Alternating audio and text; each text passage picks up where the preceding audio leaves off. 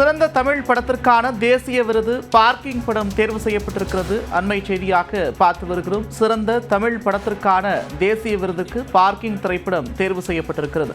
2023ஆம் ஆண்டுக்கான தேசிய திரைப்பட விருதுகள் அறிவிக்கப்பட்டுள்ளன. கூடுதல் விவரங்களோடு செய்தியாளர் செந்தில் ராஜா இணைக்கிறார். செந்தில் ராஜா, விவரங்கள்.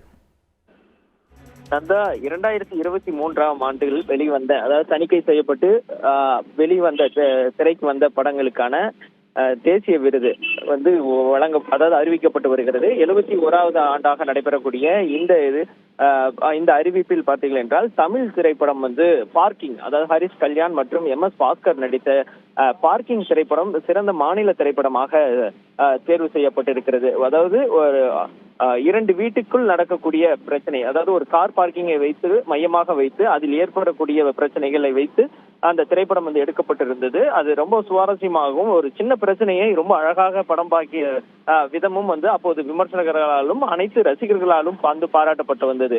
அந்த படத்திற்கு தான் தற்போது அந்த விருது அறிவிக்கப்பட்டிருக்கிறது. சிறந்த மாநில திரைப்படமாக பார்க்கிங் படம் தேர்வு செய்யப்பட்டிருக்கிறது. நந்தா.